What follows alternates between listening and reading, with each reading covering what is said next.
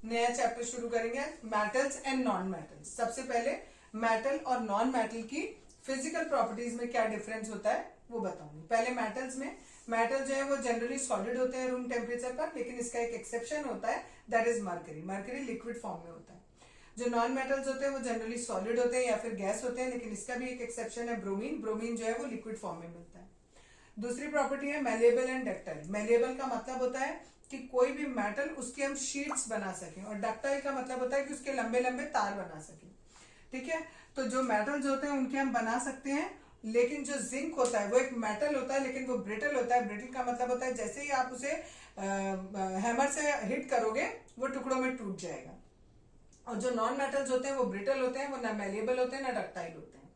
Next है, जो metals हैं वो लस्चरस होते हैं, यानी उनमें चमक होती है, जबकि जो नॉन मेटल्स होते हैं उनमें चमक नहीं होती है, लेकिन उनके जो उसके एक्सेप्शंस हैं वो आयोडीन और ग्रेफाइट। आयोडीन और ग्रेफाइट दोनों नॉन मेटल है, लेकिन उन दोनों में चमक होती है।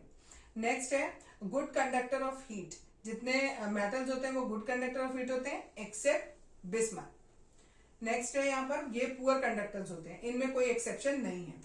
यहाँ पर ये जो मेटल्स होते हैं वो इनका मेल्टिंग पॉइंट और बॉइलिंग पॉइंट दोनों हाई होता है। मेल्टिंग पॉइंट वो पॉइंट होता है जिस पर कोई भी सब्सटेंस मेल्ट होना शुरू हो जाए, और बॉइलिंग पॉइंट जिस पर वो बॉयल होना शुरू हो जाए। लेकिन इनका एक्सेप्शन है सोडियम, पोटेशियम, मरकरी, गैलियम और सीजियम। इन सबका जो मेल्टिंग पॉइंट है वो लो होता है, जबकि बाकी मेटल्स का हाई होता है। और यहाँ पर मेल्टिंग पॉइंट लो होता है और बॉइलिंग पॉइंट भी लो होता है, और इसका कोई एक्सेप्शन नहीं है। नेक्स्ट है, जो मेटल्स होते हैं वो जनरली हार्ड होते हैं, लेकिन इसके एक्सेप्शन होते हैं लिथियम, सोडियम और पोटेशियम। ये इतने सॉफ्ट होते हैं कि आप इन्हें हाथ से भी तोड़ सकते हो या चाकू से काट सकते हो। और जो नॉन मेटल्स होते हैं वो जनरली सॉफ्ट होते हैं, लेकिन इसका एक्सेप्शन है डायमंड। डायमंड हार्डेस्ट सब्सटेंस होता है। नेक्स्ट है, मेटल जो है वो गुड कंडक्टर ऑफ इलेक्ट्रिसिटी है, और जो नॉन मेटल्स होते हैं वो पुअर कंडक्टर है, लेकिन उसका एक एक्सेप्शन है ग्रेफाइट। ग्रेफाइट जो है वो नॉन मेटल होते हुए भी बहुत अच्छा कंडक्टर होता है। नेक्स्ट है मेटल की प्रॉपर्टी सोनोरस। सोनोरस का मतलब होता है कि आप अगर उसे किसी भी चीज से हिट करोगे तो उसमें आवाज आएगी। ठीक है, वो मेटल में होती है प्रॉपर्टी, नॉन मेटल में वो प्रॉपर्टी नहीं होती है। लास्ट है high tensile strength. Tensile strength का मतलब होता है कि अगर आप किसी तार पर, कोई भी आपका मेटल का तार है, उस तार पे अगर आप कोई वेट रख देते हो तो वो थोड़ा सा खिंच जाता है। ठीक है, ये मेटल की प्रॉपर्टी होती है, इसे हम टेंसाइल स्ट्रेंथ बोलते हैं। लेकिन जो जिंक होता है उसकी टेंसाइल स्ट्रेंथ बहुत लो होती है, जैसे ही आप उसके ऊपर कुछ ज्यादा वेट रखोगे वो टूट जाएगा। जबकि जो नॉन मेटल्स होते हैं उनकी जो ये टेंसाइल स्ट्रेंथ होती है वो बहुत लो होती है, लेकिन इसमें एक्सेप्शन होता है कार्बन फाइबर। कार्बन फाइबर में बहुत ज्यादा वेट भी रख दोगे तो भी वो टूटेगा नहीं। Chemical properties of metal. कल हमने फिजिकल प्रॉपर्टी पढ़ी थी मेटल और नॉन मेटल की, आज केमिकल प्रॉपर्टी बता रही हूँ। मेटल और नॉन मेटल धीरे धीरे साथ में करेंगे। केमिकल प्रॉपर्टीज ऑफ मेटल में सबसे पहली प्रॉपर्टी बुक में दी है, what happens when metal are burnt in air. यानी किसी भी मेटल को अगर हम हवा में जलाते हैं तो क्या रिएक्शन होगा। इस टॉपिक में आपको बहुत सारे पॉइंट्स दिए हैं, हर पॉइंट बहुत इंपॉर्टेंट है, एक एक करके पढ़ते हैं। पहला दिया है, almost all metals combine with oxygen to form metal oxide. अधिकतर जितनी भी मेटल्स हैं वो सारी की सारी ऑक्सीजन के साथ कंबाइंड होकर मेटल ऑक्साइड बनाती हैं। फॉर एग्जाम्पल, कॉपर को हमने बर्न किया, कॉपर क्यूप्रस ऑक्साइड बनेगा। कलर पूछ लिया जाता है कई बार, तो इसका कलर ब्राउन और इसका ब्लैक। दूसरा एल्यूमिनियम है, ऑक्सीजन से रिएक्ट करेगा, एल्यूमिनियम ऑक्साइड बनाएगा। नेक्स्ट है मेटल ऑक्साइड्स जो है इनका जो नेचर होता है वो बेसिक नेचर होता है, लेकिन कुछ मेटल ऑक्साइड ऐसे होते हैं जो दोनों नेचर दिखाते हैं, एसिडिक नेचर भी दिखाते हैं और बेसिक नेचर भी दिखाते हैं। कुछ हमारे मेटल ऑक्साइड ऐसे होते हैं यानी जो एसिड के साथ भी रिएक्ट करते हैं और मेटल बेस के साथ भी रिएक्ट करते हैं। ऐसे हमारे ऑक्साइड्स, ऐसे मेटल के ऑक्साइड्स जो एसिड और बेस दोनों के साथ रिएक्शन कर दें उन्हें हम एम्फोटेरिक ऑक्साइड कहते हैं। ये क्वेश्चन आपसे पूछा जाता है, और इसके दो एग्जाम्पल आपके बुक में दिए हुए हैं, एक एल्यूमिनियम ऑक्साइड दिया हुआ है और दूसरा जिंक ऑक्साइड आपको दिया हुआ है। इसी का यहाँ पर एक रिएक्शन करके दिखाया है कि देखो एल्यूमिनियम ऑक्साइड हमारा एसिड से भी रिएक्ट कर रहा है और एल्यूमिनियम ऑक्साइड हमारा बेस से भी रिएक्ट कर रहा है, और बना क्या रहा है, ये साथ में सॉल्ट बना रहा है और प्लस साथ में वाटर बना रहा है। तो ऐसे मेटल ऑक्साइड जो एसिड और बेस दोनों के साथ रिएक्ट करके हमें एक सॉल्ट दें और वाटर दें, उन्हें हम एम्फोटेरिक ऑक्साइड कहते हैं। ठीक, नेक्स्ट दिया है कुछ मेटल ऑक्साइड्स जो हैं वो जनरली जितने भी मेटल ऑक्साइड्स होते हैं वो पानी में नहीं घुलते हैं, लेकिन कुछ ऐसे होते हैं जो पानी में घुल जाते हैं, और जब वो पानी में घुल जाते हैं तो वो क्या बनाते हैं, एल्कलीज बनाते हैं। जैसे आपको दिया सोडियम ऑक्साइड, सोडियम ऑक्साइड जब पानी में घुलेगा तो सोडियम हाइड्रोक्साइड बनाएगा। इसी तरीके से पोटेशियम ऑक्साइड, ये पानी में घुलेगा तो पोटेशियम हाइड्रोक्साइड बनाएगा हमारा।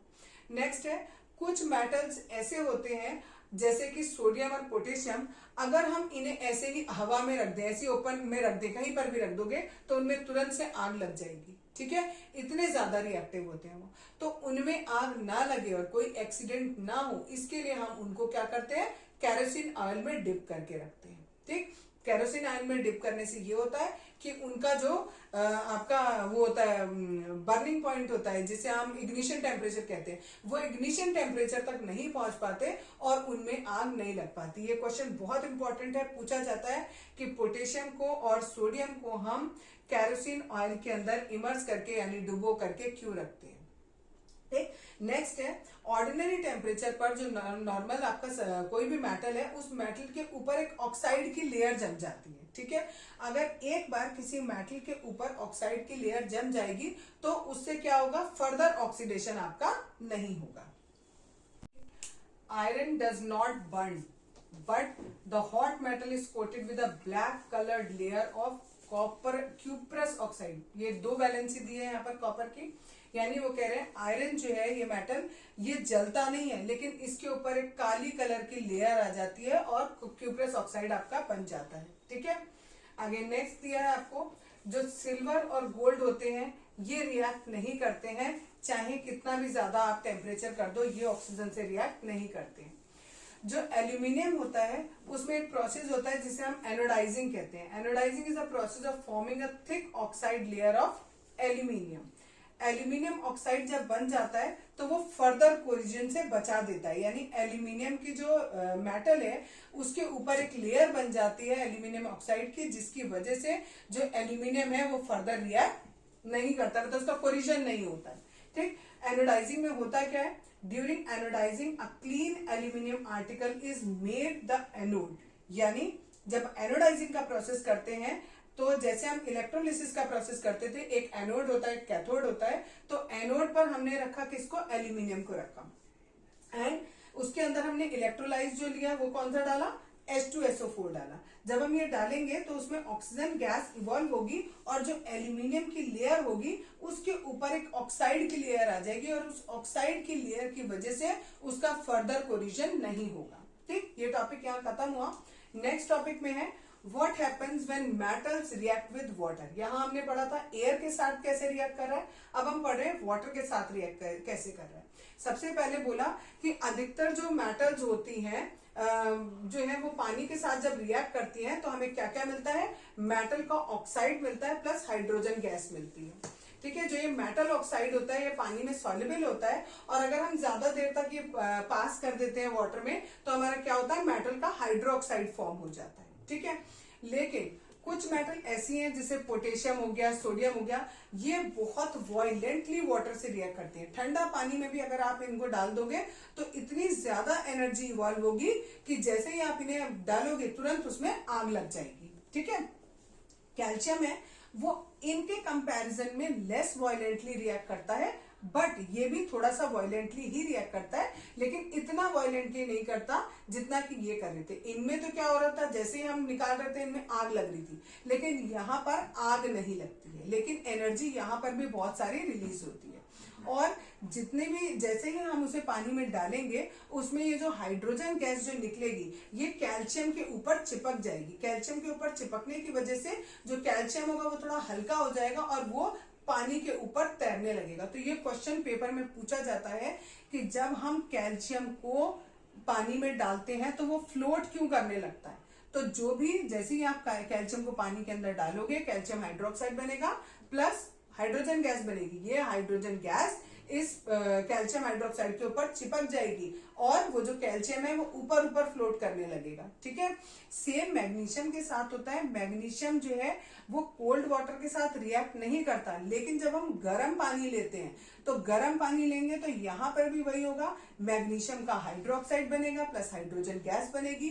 वो हाइड्रोजन गैस फिर से मैग्नीशियम के ऊपर चिपक जाएगी, जिससे मैग्नीशियम हल्का हो जाएगा और वो फ्लोट करने लगेगा। ठीक, एल्यूमिनियम, आयरन, जिंक, ये तीनों के तीनों जो हैं ये ना ठंडे पानी से रिएक्ट करते हैं ना गर्म पानी से रिएक्ट करते हैं, लेकिन ये स्टीम से रिएक्ट करते हैं। एल्यूमिनियम को जब हम स्टीम से रिएक्ट कराएंगे तो एल्यूमिनियम का हाइड्रोक्साइड वो एल्यूमिनियम का ऑक्साइड बनेगा प्लस हाइड्रोजन गैस बनेगी।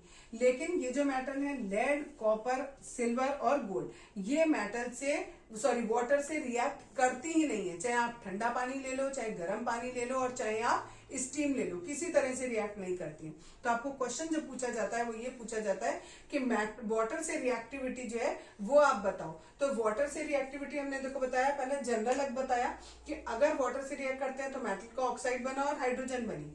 ठंडे पानी से पहले रिएक्ट कर रही है कुछ मेटल्स, फिर कुछ ठंडे से नहीं कर रही, गर्म पानी से रिएक्ट कर रही। कुछ ऐसी है जो ठंडे और गर्म दोनों से रिएक्ट नहीं करनी, वो भाप से रिएक्ट कर रही है। और कुछ ऐसी हैं जो चाहे आप भाप ले आओ, चाहे ठंडा पानी चाहे गर्म पानी, वो रिएक्ट करेंगी ही नहीं। लेकिन इन सारी प्रॉपर्टीज को देखने के बाद भी हम ये नहीं सही से बता पाए कि इनकी जो जितनी भी हमारी मेटल्स हैं उनकी रिएक्टिविटी का एक सीरीज हम नहीं बना पा रहे थे। तो इसके लिए हमें और बहुत सारे एक्सपेरिमेंट्स करने पड़े, जो कि हम अगली क्लास में पढ़ेंगे। नेक्स्ट टॉपिक है what happens when metal reacts with acid. अब बारी आई एसिड की कि अब मेटल जो है वो एसिड के साथ कैसे रिएक्ट करते हैं। Metal react with acid to give a salt and hydrogen gas. जब भी मेटल डाइल्यूट एसिड से रिएक्ट करेंगे तो हमेशा सॉल्ट देंगे प्लस साथ में हाइड्रोजन गैस देंगे। फॉर एग्जाम्पल मैग्नीशियम लिया हमने, मैग्नीशियम ने HCl के साथ रिएक्ट किया तो मैग्नीशियम क्लोराइड बनाया plus hydrogen. Similarly aluminium react करेगा, एल्यूमिनियम क्लोराइड बनाएगा और हाइड्रोजन बनाएगा। लेकिन कुछ ऐसी मेटल्स हैं जो क्या करती है, नाइट्रिक एसिड के साथ सेम रिएक्शन नहीं देती। Metals react with nitric acid does not evolve hydrogen. जब मेटल जो है वो नाइट्रिक एसिड का फॉर्मूला ये होता है HNO3, जब इसके साथ रिएक्ट करते हैं तो हमें हाइड्रोजन गैस नहीं मिलती है। क्यों नहीं मिलती है, ये क्वेश्चन बोर्ड के पेपर में बहुत ज्यादा पूछा जाता है कि जब मेटल्स नाइट्रिक एसिड के साथ रिएक्ट करती हैं तो वो हाइड्रोजन गैस इवॉल्व क्यों नहीं करती, या क्या होता है जब मेटल्स नाइट्रिक एसिड के साथ रिएक्ट करती हैं। तो यहाँ लिखा है क्योंकि ये बहुत ज्यादा स्ट्रॉन्ग ऑक्सीडाइजिंग एजेंट है, it oxidises the hydrogen produce. जितनी भी हाइड्रोजन प्रोड्यूस होती है ये उसको ऑक्सीडाइज कर देता है, यानी हाइड्रोजन में ऑक्सीजन को मिला देता है, और जब हाइड्रोजन और ऑक्सीजन मिलता है तो क्या बन जाता है, पानी बन जाता है। And itself get reduce to any of nitrogen oxide इनमें से, यानी ये खुद HNO3 क्या करेगा, जो भी हाइड्रोजन यहाँ बनेगी जब ये किसी मेटल के साथ रिएक्ट करेगा तो हाइड्रोजन जो बनेगी वो हाइड्रोजन और ये जो ऑक्सीजन है ये आपस में मिलके पानी बना लेंगे, और ये जो नाइट्रिक एसिड है ये खुद या तो N2O या NO या NO2 में कन्वर्ट हो जाएगा।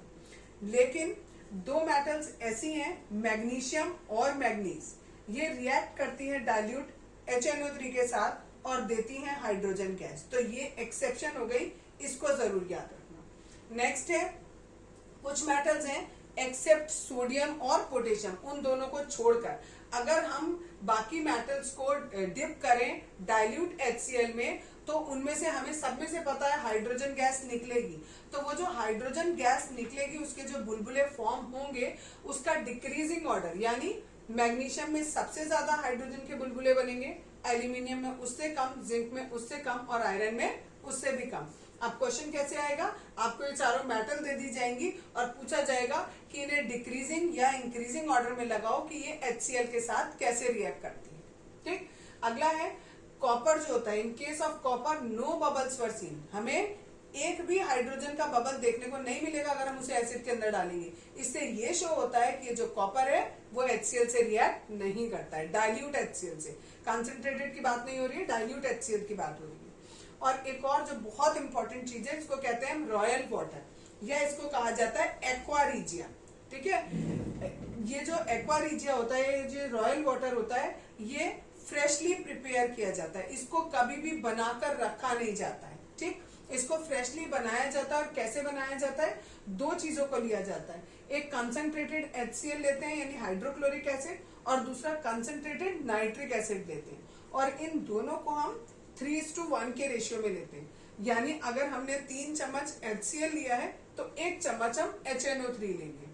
ठीक है, और ये जो मिक्सचर होता है ये इतना ज्यादा पावरफुल होता है कि इसके अंदर जो गोल्ड और प्लेटिनम होते हैं वो तक घुल जाते हैं। जब आप किसी सुनार की दुकान पे जाते हो अपने ज्वेलरी को साफ कराने के लिए, तो वो इस एक्वारिजिया में उस जो भी आपका ज्वेलरी होगी उसको ऐसे एक बार पास आउट कर देंगे। तो उससे क्या होगा कि जो आपका ज्वेलरी में गोल्ड और प्लेटिनम है वो थोड़ा बहुत उसमें घुलकर उस एक्वारिजिया में चला जाएगा। तो उसके साथ में थोड़ी गंदगी भी है, भाई ऊपर से गंदगी है, जब ऊपर की लेयर चली गई तो आपको कैसा लगेगा कि वो बिल्कुल साफ हो गया। जबकि वो ये चालाकी करते हैं कि वो उसमें सोल्यूशन में क्या ले लिया, आपका जो भी आपका गोल्ड की चीज थी तो गोल्ड चला गया, प्लेटिनम था तो प्लेटिनम मेटल चली गई। ठीक है, तो ये एक्वारिजिया बहुत इंपॉर्टेंट है, पूछा जाता है किसे कहते हैं, किस काम में आता है। ठीक, how do metals react with solution of other metal salts.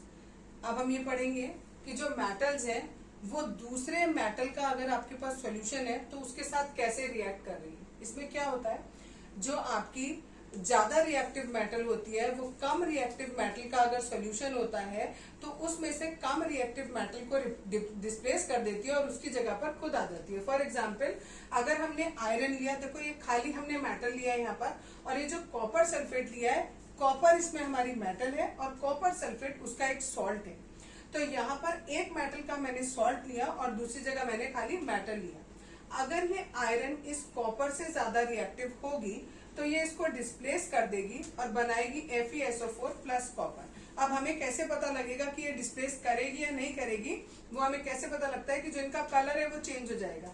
यहाँ पर पहले जो कलर था इसका वो ब्लू कलर था, बाद में उसका कलर ग्रीन हो गया। इससे हमें पता चला कि इस आयरन ने इस कॉपर को डिस्प्लेस कर दिया है, और ये केवल उसको डिस्प्लेस तभी कर पाएगी जब ये ज्यादा रिएक्टिव होगी।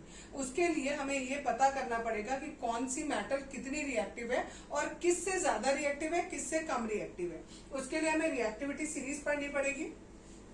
जो आपकी रिएक्टिविटी सीरीज होती है, एक लिस्ट होती है, उसमें सारी मेटल्स दी होती हैं और उनको हम इंक्रीजिंग ऑर्डर में या डिक्रीजिंग ऑर्डर में लगाते हैं अकॉर्डिंग टू देयर रिएक्टिविटी। तो यहाँ पर देखो ये मैंने पूरी सीरीज बना रखी है। सबसे पहले potassium, sodium, calcium, magnesium, aluminium, zinc, iron, lead, hydrogen, copper, mercury, silver and gold. ये इनकी रिएक्टिविटी क्या होती जा रही है, कम होती चली जा रही है। दैट मीन्स जो आपका पोटेशियम है उसकी रिएक्टिविटी सबसे ज्यादा है, सोडियम की रिएक्टिविटी उससे कम है, कैल्शियम की उससे कम है, इस तरीके से कम होती चली जा रही है।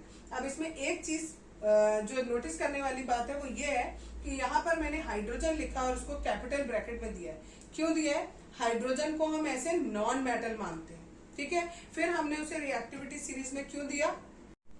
तो ये जो हाइड्रोजन है ये होती है नॉन मेटल, लेकिन फिर भी हमने इसे मेटल की रिएक्टिविटी सीरीज में रखा है क्योंकि ये जो हाइड्रोजन है ये बहुत सारे गुण मेटल वाले भी दिखाती है और बहुत सारे नॉन मेटल वाले भी दिखाती है। तो भले ही हम इसे नॉन मेटल मानते हैं लेकिन हम इसे इस सीरीज में रखते हैं। ठीक है, इस सीरीज से हमें पता लग जाएगा कौन सा मेटल कितना रिएक्टिव है। अगर सपोज करो क्वेश्चन ऐसे ही होता और अगर यहाँ पर मैं चेंज कर दी, सपोज मैं ये चेंज कर दूं, यहाँ Cu लिख दूं, यहाँ Fe लिख दूं, यहाँ CuSO4, यहाँ Fe, तो नॉट पॉसिबल।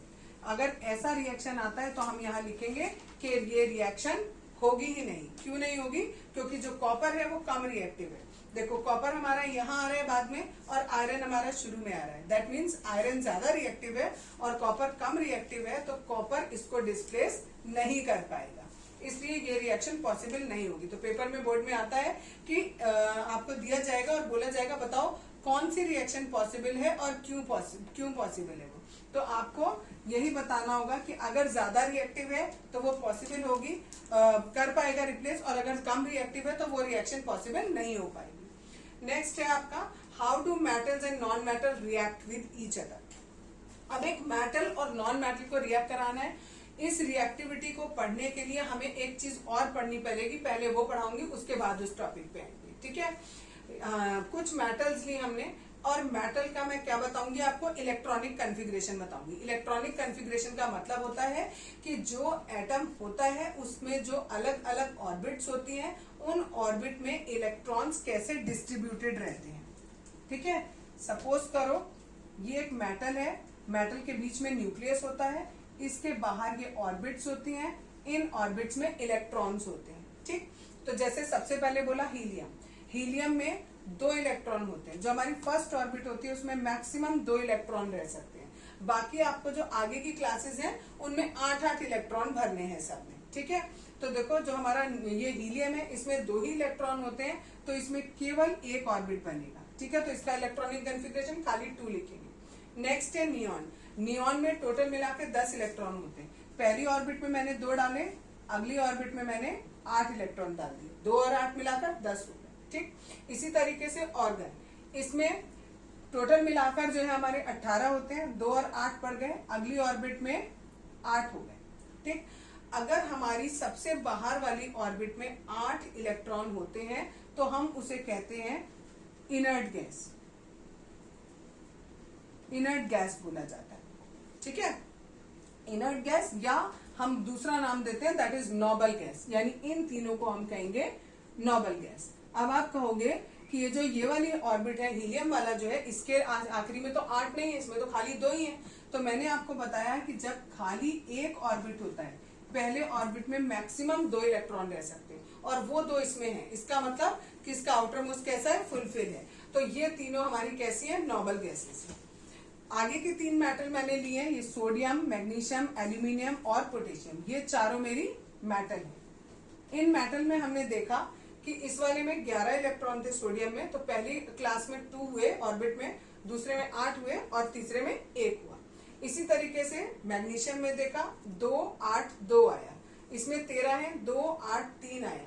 तो हम क्या देखेंगे, और भी हम मेटल्स देखेंगे तो हम हमेशा ये देखेंगे कि इनकी जो लास्ट ऑर्बिट है उसमें या तो 1 इलेक्ट्रॉन रहता है, या 2 रहते हैं, या 3 रहते हैं, उससे ज्यादा नहीं रहेंगे। ये किसमें होते हैं, मेटल में होते हैं, कि उनकी जो लास्ट की ऑर्बिट होती है उसमें या तो 1 इलेक्ट्रॉन, या 2 या 3 रहते हैं।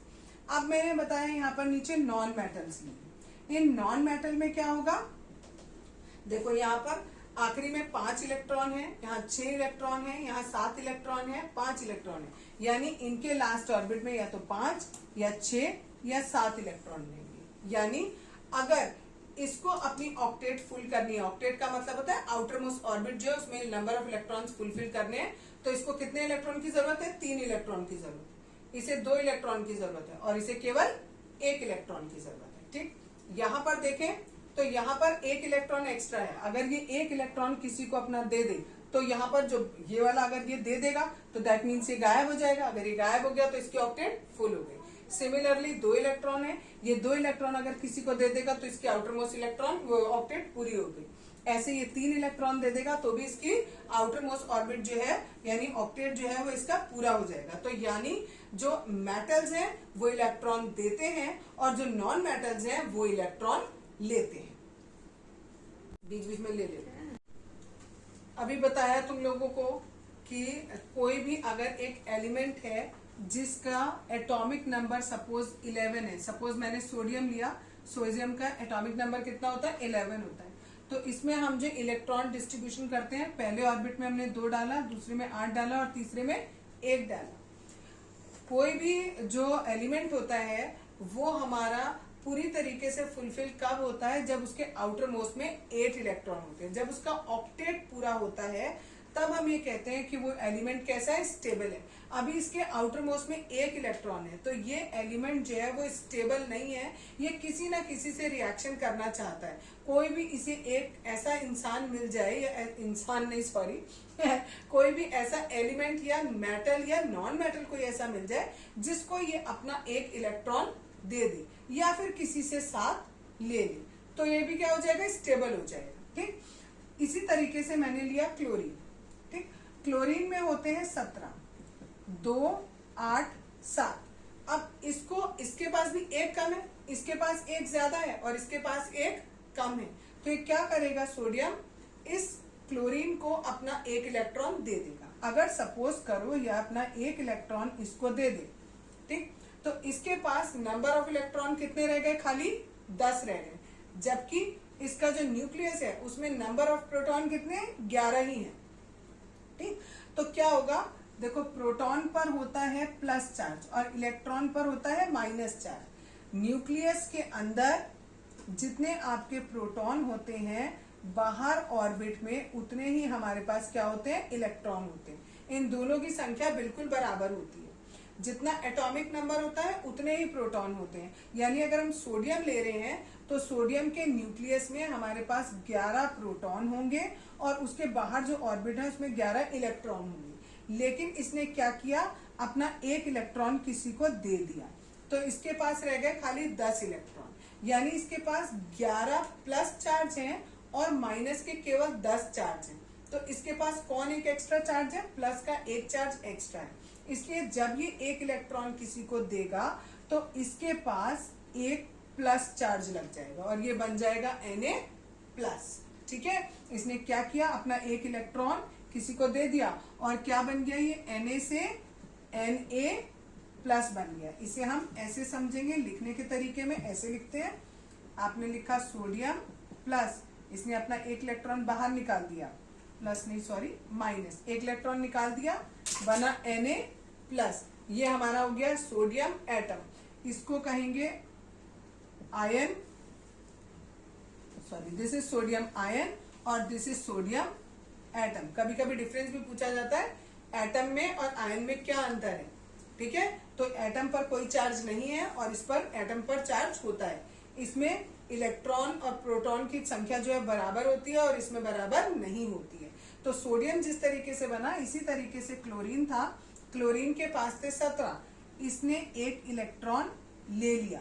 इसके पास, क्लोरीन के पास भी न्यूक्लियस में 17 प्रोटॉन थे और बाहर आपके पास 17 इलेक्ट्रॉन थे, लेकिन इसने सोडियम से एक इलेक्ट्रॉन और ले लिया। अब इस पे कितने आ गए, 18 इलेक्ट्रॉन हो गए, यानी 18 माइनस चार्ज हो गए और प्लस के केवल 17 चार्ज बचे। तो दैट मीन्स एक चार्ज एक्स्ट्रा है और वो चार्ज किसका है, माइनस का एक्स्ट्रा है। तो ये बन जाएगा हमारा Cl माइनस। ये हमारा क्लोरीन का आयन है और ये हमारा क्लोरीन का एटम है। अब इस तरीके से ये दोनों के दोनों अगर आपस में रिएक्शन कर लें तो दोनों की जो कमी है वो दोनों की पूरी हो जाएगी। और ये एक मेटल है और ये एक नॉन मेटल है और ये दोनों आपस में कंबाइंड हो जाएंगे और एक नई चीज बनाएंगे, उसको हम कहते हैं सॉल्ट। ठीक है, ये दोनों आपस में मिलेंगे और क्या बनेगा, NaCl बन जाएगा, जो कि एक सॉल्ट होता है। जिस तरीके से NaCl का एग्जाम्पल लिया, इसी तरीके से मैं आपको मैग्नीशियम क्लोराइड का भी बताती हूँ।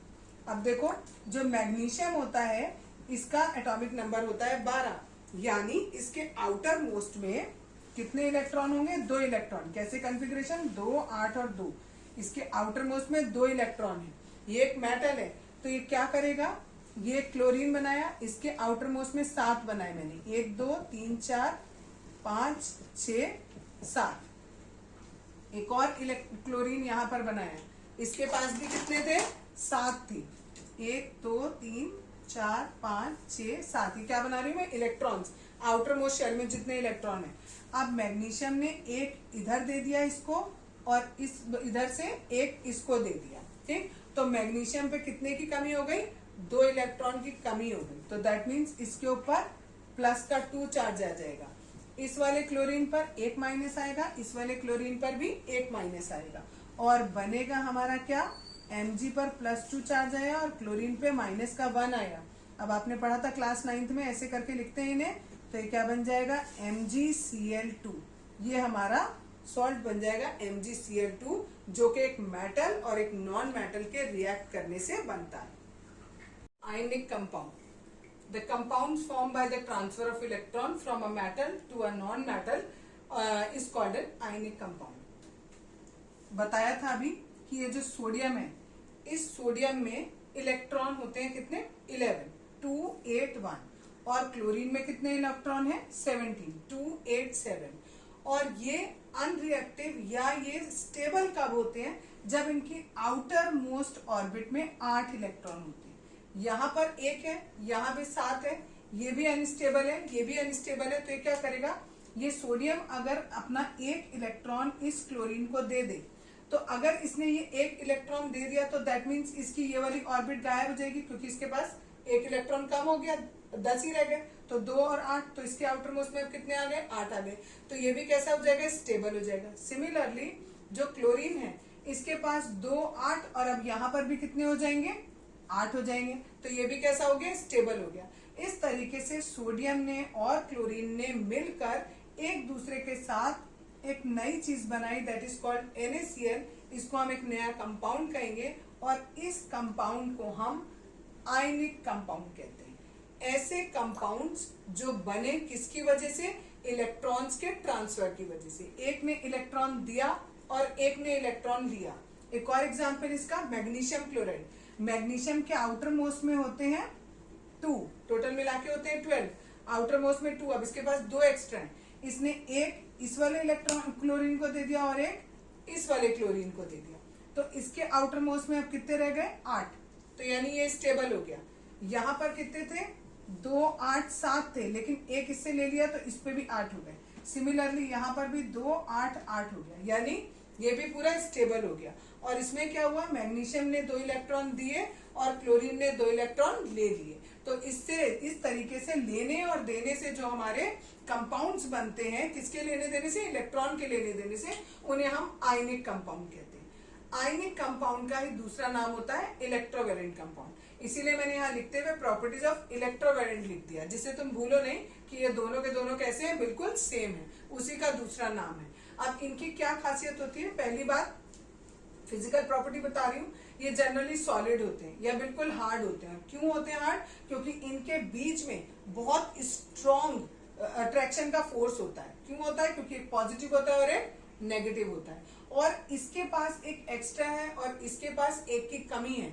तो इन दोनों ने अपनी कमी एक दूसरे से पूरी कर ली, तो अब इन्हें किसी और की जरूरत नहीं है, तो एक कस के आपस में एक बॉन्ड बना लेंगे और इसकी वजह से ये जो है इनका जो फोर्स ऑफ अट्रैक्शन है बहुत ही ज्यादा होगा, इसलिए ये सॉलिड होते हैं या हार्ड होते हैं। दूसरी प्रॉपर्टीज की, ये कैसे होते हैं, ब्रिटल कंपाउंड्स होते हैं। ब्रिटल का मतलब होता है अगर आप इन्हें किसी हथौड़े से या किसी भी चीज से अगर इनके ऊपर वार करोगे तो ये टुकड़े टुकड़ों में टूट जाएगा। तीसरी बात, इसका मेल्टिंग पॉइंट और बॉइलिंग पॉइंट दोनों ही बहुत हाई होते हैं। क्यों होते हैं, क्योंकि जो इनके बीच में ये स्ट्रॉन्ग फोर्स है, इस स्ट्रॉन्ग फोर्स को तोड़ने के लिए बहुत ज्यादा हीट चाहिए होती है। जितनी ज्यादा हीट लगेगी उतना ज्यादा उसका मेल्टिंग और बॉइलिंग पॉइंट हो जाएगा। तो दैट्स वाई इनका मेल्टिंग और बॉइलिंग पॉइंट बहुत हाई होता है। ये क्वेश्चन पूछे जाते हैं कि इलेक्ट्रोवेलेंट कंपाउंड का जो मेल्टिंग और बॉइलिंग पॉइंट होता है वो हाई क्यों होता है, तो आपको यहाँ पर रीजन भी देना पड़ेगा। नेक्स्ट है, ये जनरली पानी में सॉल्युबल होते हैं, लेकिन कुछ ऐसे सॉल्वेंट्स होते हैं जिनमें ये नहीं घुलते हैं। उनके नाम है केरोसिन ऑयल, पेट्रोल एक्सेट्रा, इनमें ये नहीं घुलते।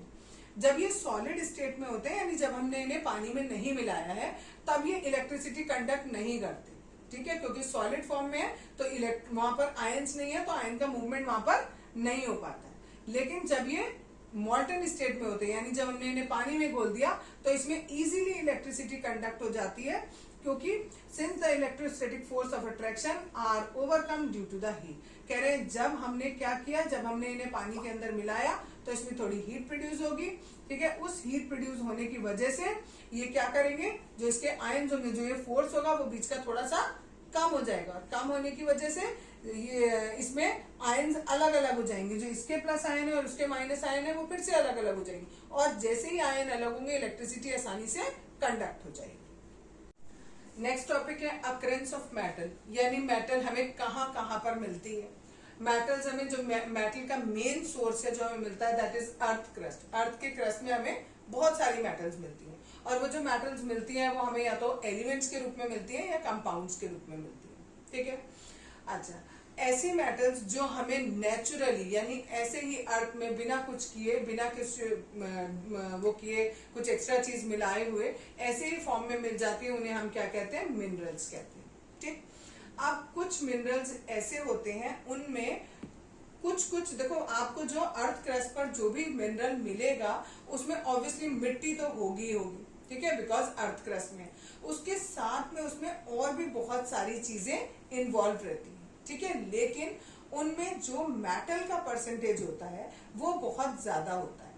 तो ऐसे मिनरल्स जिनमें मेटल का परसेंटेज बहुत ज्यादा होता है, उन मिनरल्स को हम यूज करते हैं मेटल्स को एक्सट्रैक्ट करने के लिए। सपोज करो आपके पास इतना बड़ा कोई हमें मिनरल मिला, ठीक है, इस मिनरल में केवल इतना सा मेटल है और बाकी सारा गंदगी है, कुछ और है, तो क्या आप इस मिनरल को साफ करोगे और वो मेटल निकालोगे? नहीं, ठीक है, क्योंकि इतना आपको इसको साफ करने में इतना पैसा जाएगा, इतना टाइम जाएगा, और आपको मेटल कितना सा मिलेगा? इतना सा मिलेगा, ठीक है। तो हम ऐसे मिनरल जिसमें परसेंटेज मेटल का बहुत ज्यादा हो, अगर इसी की जगह सपोज करो इसमें इतना, ये वाला हमारा मेटल होता और ये एक्स्ट्रा मटेरियल होता, तो देखो इतना सारा अगर हमें मेटल मिलता, इतने ओर को साफ करने पर, तो ऑब्वियसली हम क्या करते, इस मेटल को यहां से एक्सट्रैक्ट कर लेते, यानी बाहर निकाल लेते, ठीक है। यानी ऐसे mineral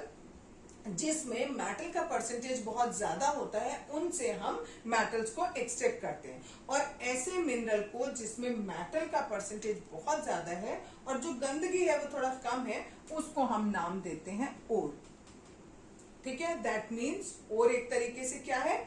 impure form of metal, ठीक है। Ore is what? Impure form.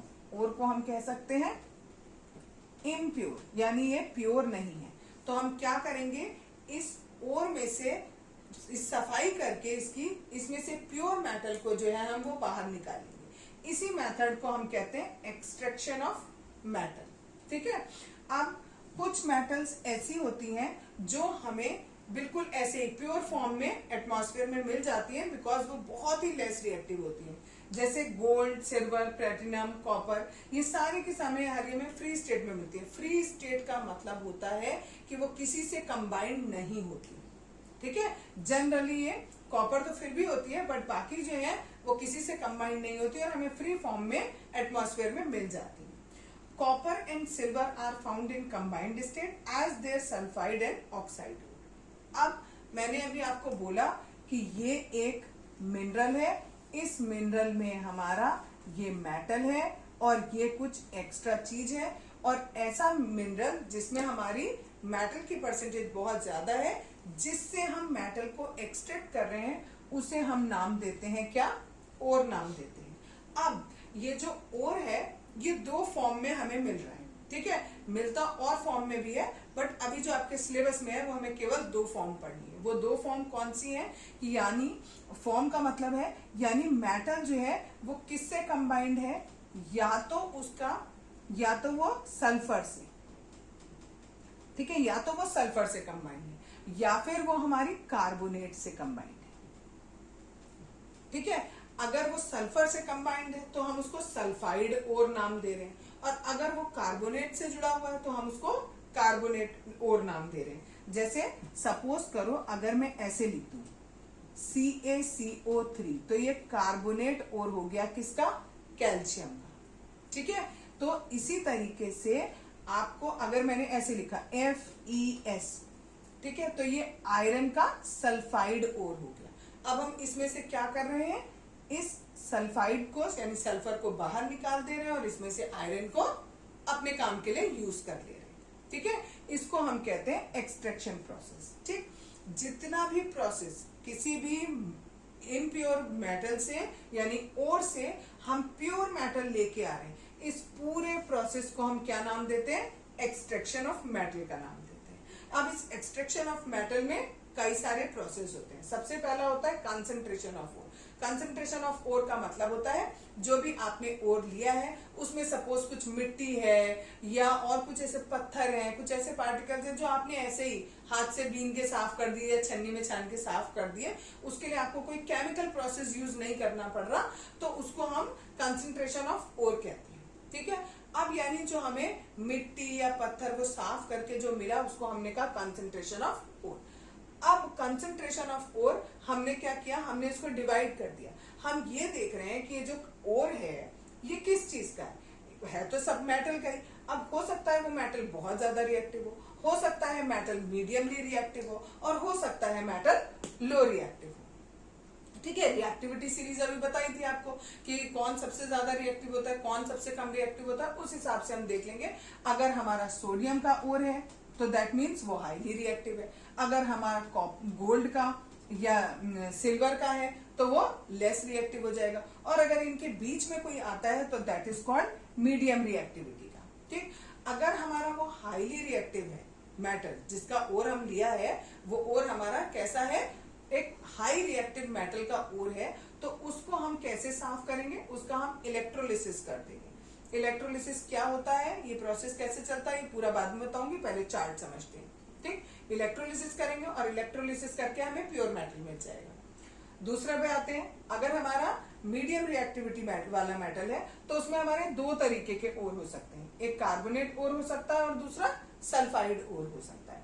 अगर वो कार्बोनेट ओर है तो उसके लिए कैल्सिनेशन करना पड़ता है। कैल्सिनेशन एक ऐसा प्रोसेस होता है जिसमें जो भी हमारा ओर होता है उसको हम गर्म करते हैं in limited air.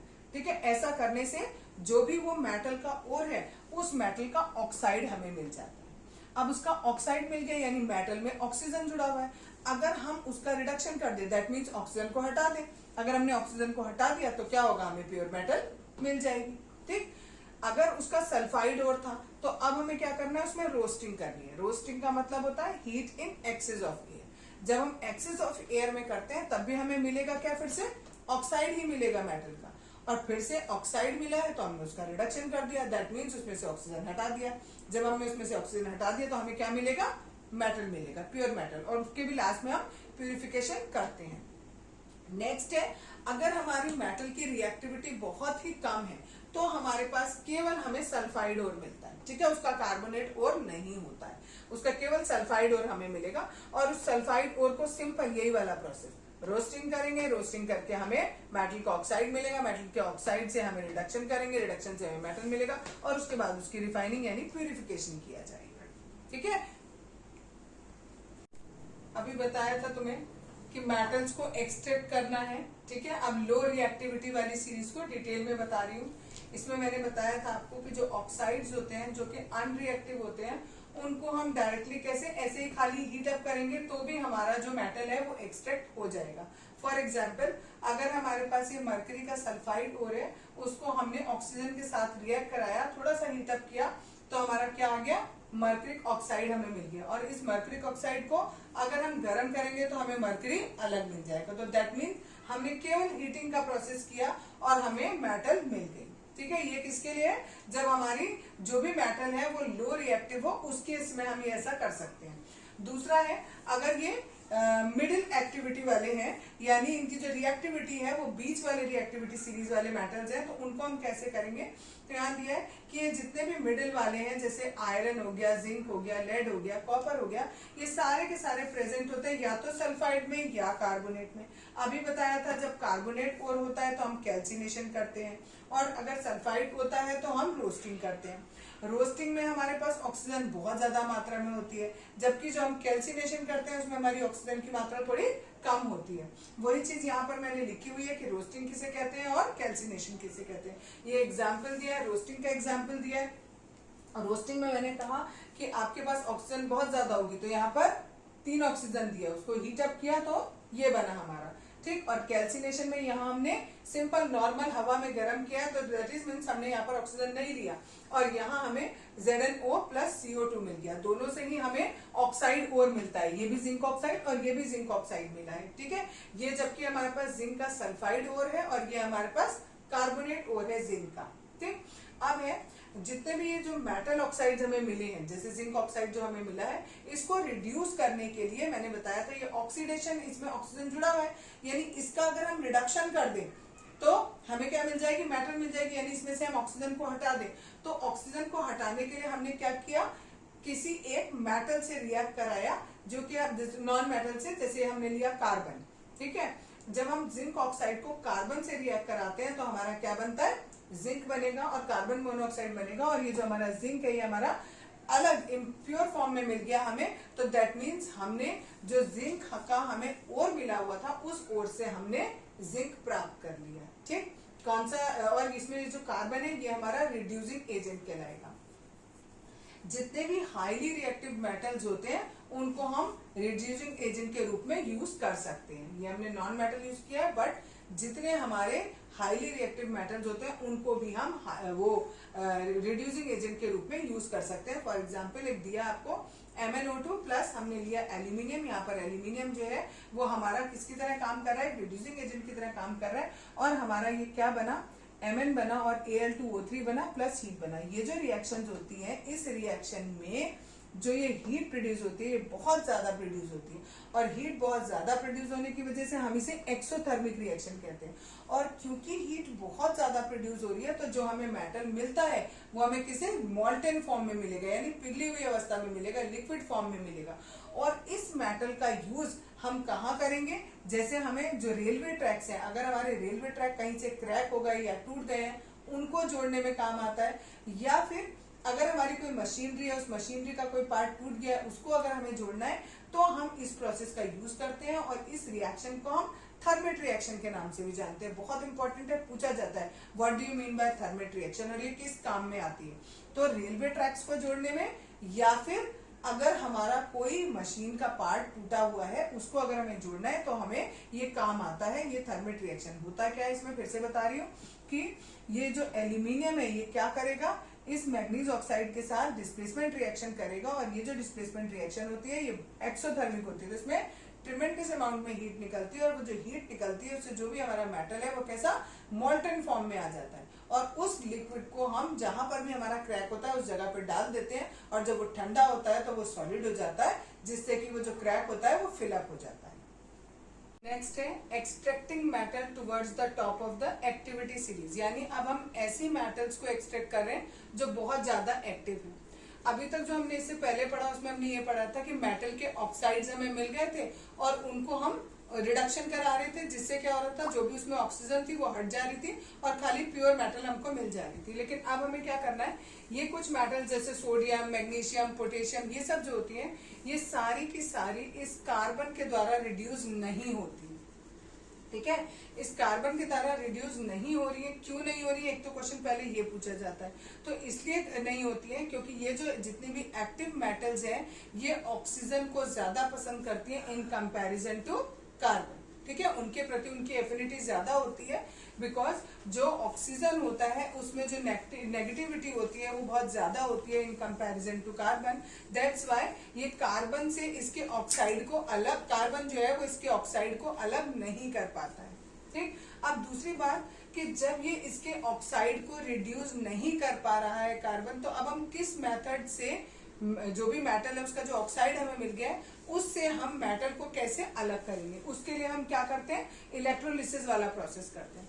Electrolysis process में होता क्या है, हमारे पास एक एनोड होगा, एक कैथोड होगा। ठीक है, और हम जो भी आपका इलेक्ट्रोलाइट लेंगे उस इलेक्ट्रोलाइट के अंदर हम मॉल्टन क्लोराइड लेंगे, जिस भी मेटल का ले रहे हैं। सपोज हम सोडियम मेटल को अलग करना चाहते हैं तो हम NaCl लेंगे, अगर हम मैग्नीशियम को अलग करना चाहते हैं तो मैग्नीशियम का क्लोराइड लेंगे। और जब हम उस इलेक्ट्रोलाइट में इलेक्ट्रिसिटी पास करेंगे तो एनोड पर ये रिएक्शन होगा और कैथोड पर ये रिएक्शन होगा, यानी सोडियम में इलेक्ट्रॉन जुड़ जाएगा और Na बनेगा, और क्लोरीन में क्लोरीन का ही मॉलिक्यूल एक और जुड़ेगा और क्लोरीन गैस लिबरेट हो जाएगी। ठीक है, इस तरीके से क्लोरीन हमारी अलग हो गई और सोडियम हमारा अलग हो गया, यानी हमें सोडियम मेटल जो है वो आसानी से मिल गया। ठीक, अब जो है ये जो सोडियम मेटल मिला है, कई बार इसमें जो है बहुत सारी इम्प्योरिटीज अभी भी रह जाती हैं, पूरा प्योर फॉर्म में नहीं होता है। तो उसके लिए हमें उसकी क्या करनी पड़ती है, रिफाइनिंग करनी पड़ती है। रिफाइनिंग के लिए हमें वापस जो है वो इलेक्ट्रोलिसिस रिफाइनिंग करनी पड़ती है। उस इलेक्ट्रोलिसिस रिफाइनिंग में हम क्या करते हैं, एक इलेक्ट्रोलाइट लेते हैं इसके अंदर। ठीक है, वो हमने इलेक्ट्रोलाइट लिया, इस केस में हमने सपोज करो हम जो कॉपर मेटल है हम उस कॉपर मेटल को रिफाइन करना चाह रहे हैं। ठीक है, तो जो भी मेटल को आप रिफाइन करना चाह रहे हो उसके हिसाब से आप यहाँ पर इलेक्ट्रोलाइट लेंगे। यहाँ हम अगर कॉपर को साफ करना चाह रहे हैं तो हमने कॉपर सल्फेट का सॉल्यूशन लिया और इसमें हमने एक एनोड लिया, एक ये एनोड लिया और एक कैथोड लिया। ये जो हमारा कैथोड है ये प्योर कॉपर का बना हुआ होगा, और ये जो हमारा है एनोड, ये हमारा जो हमें इधर एक्सट्रैक्शन से हमें जो मिला है कॉपर, वो कॉपर है जो कि इम्प्योर फॉर्म है। जैसे ही हम इसमें करंट पास करेंगे तो इस इम्प्योर वाले में से क्या होगा, जितना भी कार्बन कॉपर होगा वो सारा का सारा इस कैथोड की तरफ मूव करेगा और जितनी भी इसमें गंदगी होगी वो सारी की सारी यहाँ नीचे बैठ जाएगी। इस गंदगी को हम एनोड मड कहते हैं और ये प्रोसेस तब तक चलता रहेगा जब तक कि ये पूरा का पूरा डिसॉल्व नहीं हो जाएगा। जैसे ही हम करंट पास करेंगे ये धीरे धीरे करके डिसॉल्व होना शुरू होगा। जितना कॉपर वाला पार्ट है वो सब इस कॉपर पे जाके चिपक जाएगा और जितना कॉपर का पार्ट नहीं है यानी कुछ भी और है कॉपर के अलावा तो वो सारा का सारा यहाँ नीचे बैठ जाएगा। इसे हम एनोड मड कहते हैं। और जो ये इसके ऊपर चिपकेगा ये ऑलरेडी पहले ही प्योर कॉपर था, इसमें और कॉपर आके चिपक गया तो दैट मीन्स जो यहाँ पर हमें मिलेगा वो प्योर कॉपर मिलेगा आफ्टर रिफाइनिंग। नेक्स्ट टॉपिक है कोरिजन। कोरिजन कैसे होता है? जैसे सपोज आपने देखा होगा कि कोई सिल्वर कलर की कोई ऑब्जेक्ट है वो कुछ समय तक ऐसी हवा में रही तो उस पर काले कलर की कोटिंग हो गई, ठीक है, इसे हम क्या कहते हैं? कोरिजन कहते हैं। और या फिर कॉपर जो है वो रिएक्ट करता है कार्बन डाइऑक्साइड के साथ और धीरे धीरे करके वो जो ब्राउन कलर का सरफेस होता है उसका वो ग्रीन कलर का सरफेस हो जाता है, ठीक है, इसको भी हम क्या कहते हैं? कोरिजन कहते हैं। कोरिजन जो है होता क्यों है? जब हम किसी भी चीज को मॉइस्ट एयर में बहुत देर तक छोड़ देते हैं तो उसका कलर जो है वो चेंज हो जाता है और उसके ऊपर कोई और एक लेयर आ जाती है, उस प्रोसेस को हम कोरिजन कहते हैं। इसके कोरिजन के लिए कंडीशन क्या जरूरी है? कोरिजन के लिए ये चीज जरूरी है, presence of air and water, दोनों चीजें होनी चाहिए। पानी होना चाहिए और प्लस साथ में एयर भी होनी चाहिए। अगर ये दोनों में से कोई भी एक है तो क्या होगा? आपका कोरिजन जो है वो नहीं होगा। जैसे सपोज एक एक्टिविटी है, उसमें बुक में दी हुई है आपको कि अगर आपने एक टेस्ट ट्यूब ली, उसमें आपने एक नेल डाल दिया और उसमें आपने पानी भी लिया, ठीक है, और ऊपर उसमें हवा भी आ रही थी, तो क्या आप देखोगे कि इसके ऊपर कुछ समय के बाद जंक लग गया यानी रस्ट लग गया। लेकिन जो सेकंड वाला है इसमें हमने क्या किया? इसमें पानी लिया, उसमें नेल रखा और उसके ऊपर हमने एक लेयर लगा दी, किसकी? ऑयल की, और उसके ऊपर एयर है। अब यहाँ पर एयर नहीं है लेकिन जो पानी है वो तो है, ठीक है, तो जो टेस्ट ट्यूब बी है उसमें जो रस्ट है वो नहीं लगेगा, ठीक है, क्योंकि जो एयर है वो उसके कांटेक्ट में नहीं आने दे रही है। तीसरे वाले में हमने क्या किया? इस टेस्ट ट्यूब में हमने नीचे एनहाइड्रस कैल्शियम क्लोराइड रख दिया। ये एनहाइड्रस कैल्शियम क्लोराइड जो है वो ड्राइंग एजेंट का काम करता है। तो ये क्या करेगा? एयर में जितना भी मॉइस्चर है उस सबको एब्जॉर्ब कर लेगा। पानी तो हमने इसमें लिया ही नहीं था और हमने जो खाली एयर ली थी उस एयर में भी जितनी नमी थी, मॉइस्चर था, उसको भी क्या कर लिया? एब्जॉर्ब कर लिया, ठीक है। तो यानी इस वाली कंडीशन में हमारा रस्ट नहीं लगेगा, बाकी दोनों कंडीशन में हमारी रस्टिंग हो जाएगी। तो अगर आपको ये प्रूफ करने को आता है कि कंडीशंस फॉर रस्टिंग आप उसको एक्सपेरिमेंट के द्वारा दिखाओ तो आप ये एक्सपेरिमेंट दिखा सकते हो। अब कोरिजन से बचने के तरीके कौन कौन से होते हैं? आप पेंटिंग कर सकते हो, ठीक है, ऑयल की लेयर चढ़ा सकते हो, ग्रीस की लेयर चढ़ा सकते हो, गैल्वेनाइजिंग कर सकते हो, क्रोम की प्लेटिंग कर सकते हो, एनोडाइजिंग कर सकते हो और एलॉय बना सकते हो। ये सारे तरीके हैं जिससे आप कोरिजन से बच सकते हो। अब गैल्वेनाइजेशन क्या होता है?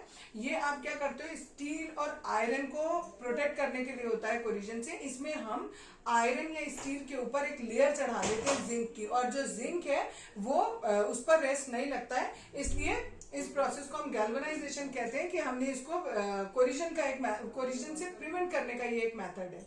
दूसरा मेथड है एलॉइंग। एलॉइंग का मतलब होता है कि आपने एक मेटल के अंदर दो या दो से ज्यादा मेटल मिला ली, या कभी कभी एक मेटल के अंदर कोई और नॉन मेटल मिला दी, और ऐसी मेटल्स आपस में मिलाई जिनको मिलाने के बाद उनमें रस्ट ना लगे, ठीक है। और इसमें हम क्या करते हैं? जो हमारी प्राइमरी मेटल होती है यानी जो हमारी मेन मेटल है, सबसे पहले उसको हम पिघला लेते हैं, ठीक। उसके बाद हमें उसके अंदर जिस मेटल को या नॉन मेटल को या दो से ज्यादा मेटल्स को मिलाना है तो एक एक करके हम मेटल्स को पिघलाते रहेंगे और उसके अंदर मिक्स करते रहेंगे। जब वो अच्छे से मिक्स हो जाएंगे फिर हम उन्हें ठंडा होने के लिए रख देंगे। तब जो मेटल हमारा नया बन के तैयार होगा उसको हम एलॉय बोलेंगे, और एलॉय में रस्ट नहीं लगता है, ठीक है। और जो प्योर गोल्ड होता है हमारा वो भी बहुत ज्यादा सॉफ्ट होता है, इसलिए हम उससे ज्वेलरी नहीं बना सकते हैं। तो प्योर गोल्ड को भी हम उसमें हम एक और कॉपर या सिल्वर हम मिला देते हैं, जिसकी वजह से वो थोड़ा हार्ड हो जाता है और वो एलॉय बन जाता है, ठीक है। प्योर गोल्ड का हम कभी ज्वेलरी नहीं बनाते क्योंकि प्योर गोल्ड थोड़ा सॉफ्ट होता है, तो उसको थोड़ा हार्ड बनाने के लिए एलॉइंग करने से जो मटेरियल होता है वो थोड़ा हार्ड बन जाता है। तो उसमें हम या तो कभी कभी सिल्वर मिला देते हैं या कॉपर मिला देते हैं, जिससे जो हमारा वो होता है गोल्ड होता है वो थोड़ा हार्ड हो जाता है और फिर उसके बाद उसकी ज्वेलरी बनाई जाती है।